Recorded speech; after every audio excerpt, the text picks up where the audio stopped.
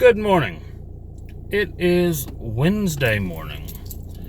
You may have noticed that I skipped Monday and Tuesday this week, so there was no predictions and no recap.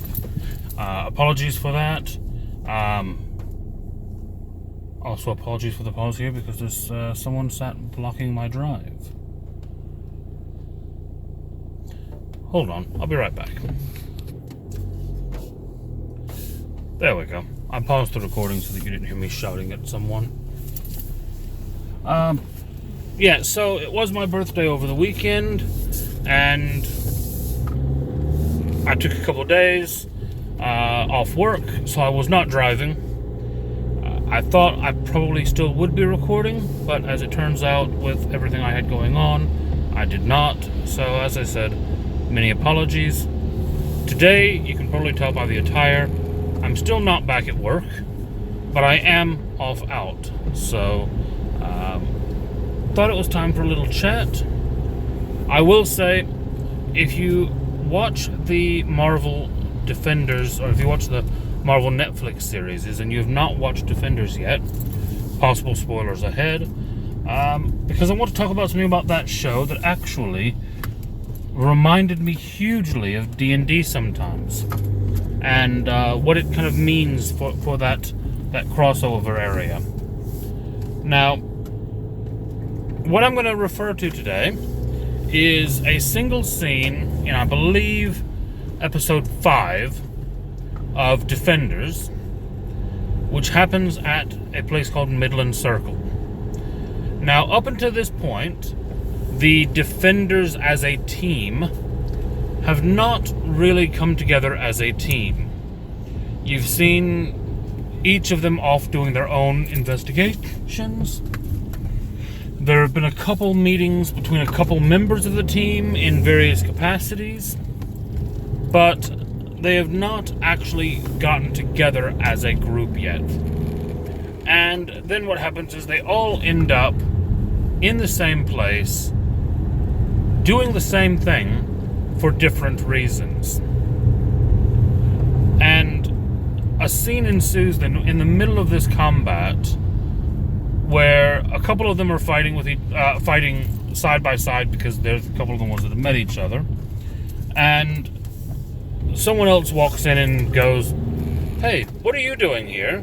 And then the other one goes, "What are you doing here?" And it's like, "Well, do you know him?" "Well, yeah, I know him. Do you know him? Who's he? Who's she?"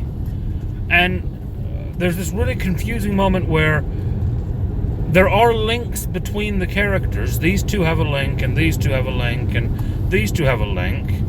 But these two know each other but don't really like each other. These two used to like each other but then fell out. And these two have met and know who each other are but don't really have any clue who they are. And then in the course of 5-10 minutes, they've all gotten together, made their escape, and we find them all sitting in a Chinese restaurant, hiding out together and talking. Now, this kind of chaotic jumble of we have to force the main characters together somehow, so by miraculous coincidence, they're all going to show up at the same place at the same time, even though logic dictates that would not happen.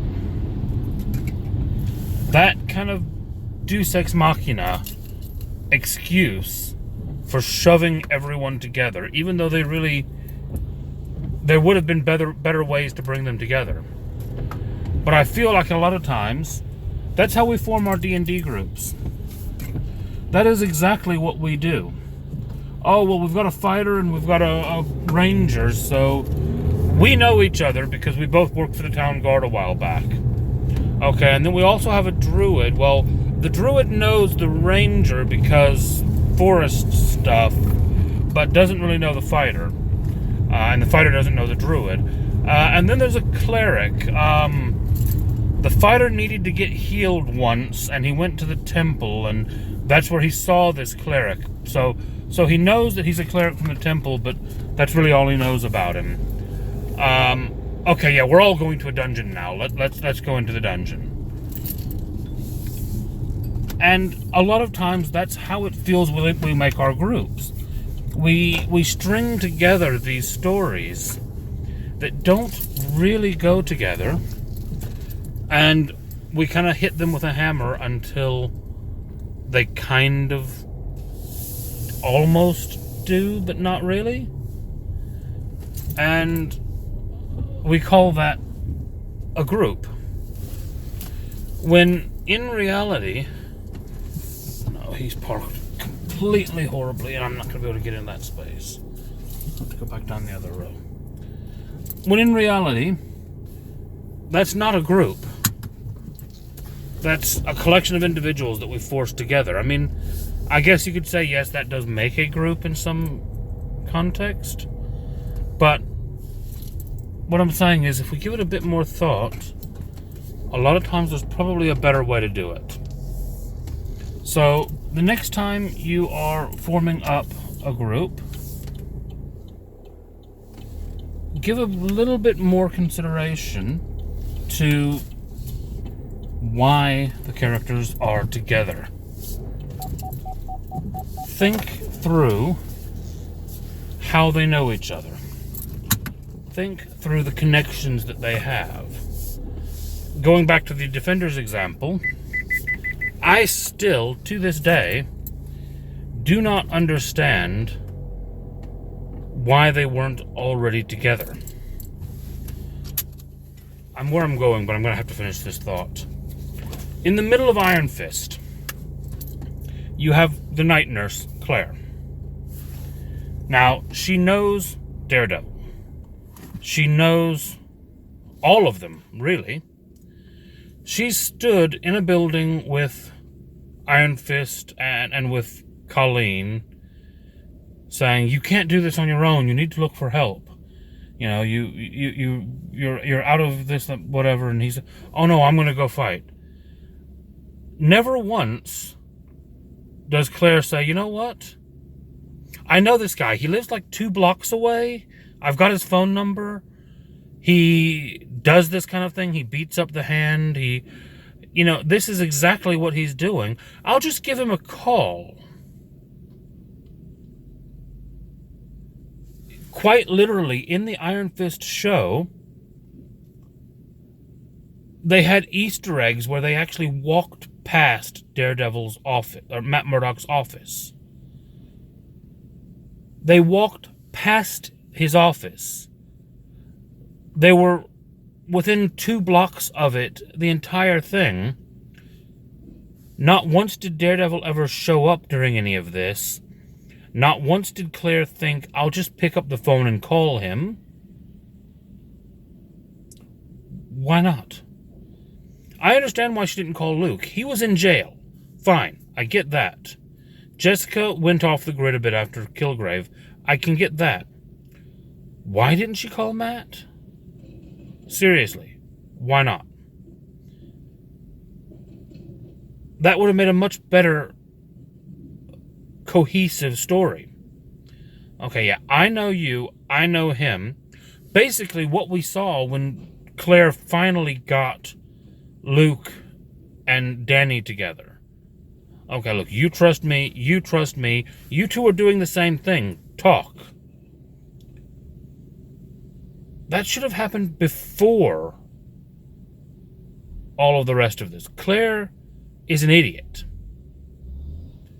And I know that's a little bit off topic for the D&D example, but what I'm saying is, if that character had been better written, if they had given a bit more thought to the connections, they could have used better connections than they did. And I think that's the case in D&D as well. Sometimes the connections are there. Sometimes the option to write a better story is right in front of us. And we take the easy way out, and we don't write the story that we should. So, the next time you're starting a new game, the next time you're forming a group, think about that. Think about the story. Yes, it's a game, but it's a game that forms a narrative. And if you think of it like a narrative before you start the game, you might just find that you enjoy it more. Anyway, I've been sat here for a while, and I'm supposed to be getting dog food, so I'm off. Like, subscribe. I'll see you back tomorrow, and I will actually be going to work then, so I'll be in normal slave wear attire. Have a great day. Later.